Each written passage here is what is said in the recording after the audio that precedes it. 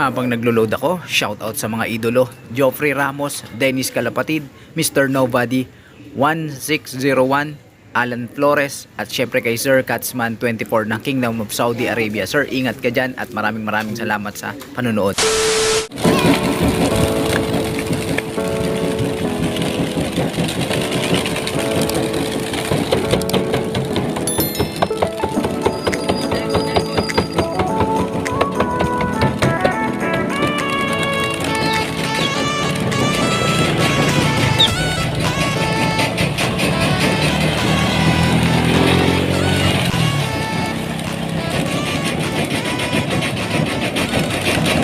Good morning mga kalapatids, kagigising ko lang. Abangan na naman ngayong umaga, time check tayo, 7:05 ng umaga.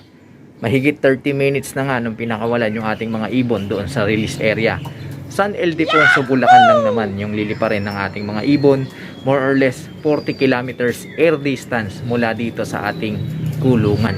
So habang nag-aabang tayo mga kalapatids, silipin na natin ating mga alaga. At sa umaga, yung kanilang mga dumi, ayan, okay naman. Bilog-bilog, ayan. Ayan. Ito yung dagit natin mga kalapatids. Pumasok uli oh. Dito na natutulog to ah. Napapansin ko dito sa tuwing pumapasok to sa trapdoor natin, inaaway niya agad lahat ng mga ibon natin na naririto sa ating flyer slope. Tapos pati tayo inaaway niya sa tuwing bubuksan natin tong pintuan natin. Susugudin niya talaga tayo tapos pipitik-pitikin. Ewan kung anong meron dito. Patay gutom, ang lakas kumain. Di ko alam kung nabubusog ba to. Namumulubi na nga ako dito eh. Kaya ang gagawin ko dito mga kalapatids ay wawalain ko na lang to. Isasama ko to dun sa pagsiselftos natin. Check natin yung mata nito mga kalapatids. Ayan, okay no. Di na natin ginamot siya ng mga panggamot sa one eye call. Yung juice lang na herbal juice na ginawa lang natin, sapat na. Ito, tinamaan na dati to eh. Pero naka-recover. Mas unang tinamaan to. Okay nga yun, para inakay pa lang. Tinamaan na ng bulutong, ng mga sipon-sipon. Ang pataas ng resistensya yun para pagkalipara na at tournament na, matitibay na yung ating mga alaga. So yun mga kalapatids, habang hinihintay natin yung ating mga ibon na dumating, sino kaya mauuna sa kanila? Tingnan natin yan. Lilinisin ko muna yung mga dumi na naririto sa ating flyer slope at magwawalis-walis na rin ako dito para bumalik na rin yung kalinisan at kaayusan sa paligid ng ating kulungan. Samahan nyo ako. Tara! A few moments later. Update tayo mga kalapatids. Nakalinis na nga ako sa paligid ng ating kulungan. At syempre dito sa loob ng ating flyer slope, reasonably clean lang para matanggal lang yung mga dumi-dumi nila dyan. May mga nagpaparonda mga kalapatids. No? Ayan na, ayan na. Ayan na. Uy, ibon ba natin yan? Baka sumama pa dyan yung ibon natin ha. Mga ibon ng kapitbahay yan eh. Madalas sumasama dyan yung ating mga ibon. Ayun, ayun, ayun. Ayan na, ibon na natin nga. Naki-rounds pa dun sa mga ibon ng kapitbahay. Eto sa atin din yata to. Hindi, tumagos. So tawagin nga natin yung nasa taas. At gaya ng dati, babase tayo mga kalapatids dun sa oras na pumasok sila dito sa ating trapdoor. Para nang sa ganun ay makita natin yung kanilang bilis. Eto, ayos ah. Si Zomba yung unang dumating mga kalapatids. Yung pasaway na ibon na mahilig magtatatambay sa labas. Kunwari papasok yan pero tatambay pa yan mga kalapatids. Yan mga kalapatids, dumating na rin si Jessie, yung ibon nating laging nauuna. Kaya lang di natin alam kung sino yung talagang nauna sa kanila dahil nga medyo nagpahinga pa dun sa bubong. Sige, pasok. Buti pa to si Jessie, hindi mahilig magtatatambay sa labas. Ayan. Ito si Zomba eh. Ano to eh, tambay to eh. Magkapatid yan mga kalapatids, magkaiba lang ng clutch. Umalis. Hoy, alis dyan. Pasok sa loob. Pasok, pasok. To, pasok. Pasok, pasok. Ito mga to, sanay sa stick to eh. Daming oras na nasayang. Bigyan natin mga kalapatids kasi reward. Hoy, ayan o, tiyan mo oh. Grabe tong patay gutom na, ano, ganyan, basta yan dito sa ating kulungan. Hindi naman taga dito yan. Tignan nyo, oh, sakit mamitik. Oh, ganyan yung kasiga dito. Samantalang siya naman yung dayo. Oh, tiyan mo, oh. Talagang inaagaw niya. Dito. Ito na lang, ano na lang bigay natin. Diba? Reward lang mga kalapatids para kahit paano ay ganahan naman sila sa buhay. Ito, kamote to eh. Ayan ganyan yan. Ganyan yan kasama dito. Kaya namomblema ako dito, palamunin to eh. Oh, tiyan mo, nangangalabit pa. Aray. Oh, tiyan mo, oh. Grabe ka. No animals were harmed during the filming of this video. Aray! Akong na-harm sa'yo eh. Dapat ako yung mag-demand sa visit na ibon to. Ayan.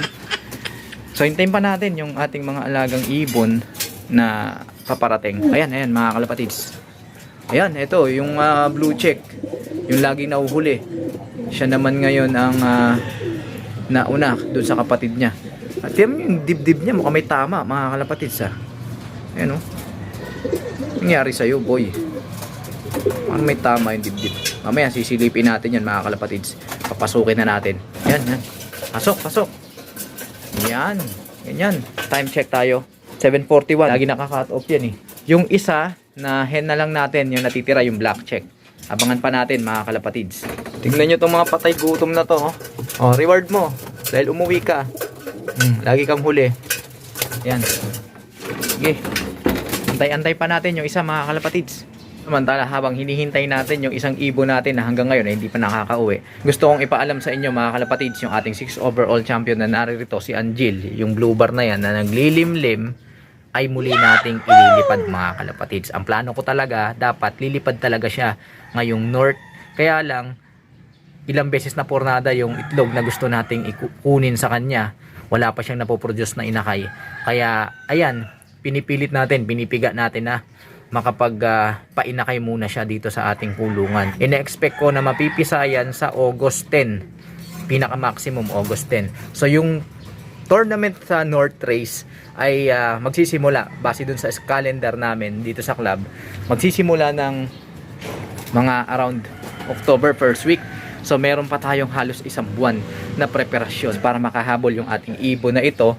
Ay gagawa natin siya ng special training. Pagkapisahan yan, mga kalapatids, gagawa na natin ng paraan para masimulan na yung training na ibibigay natin sa kanya. At siyempre sa training na yon, isasama na natin tong dalawang ibon na to. Ayan, yung ating pang south, yung dalawang inakay natin. Ito, tsaka yung isa, yung mukhang magkakaroon ng one eye cold.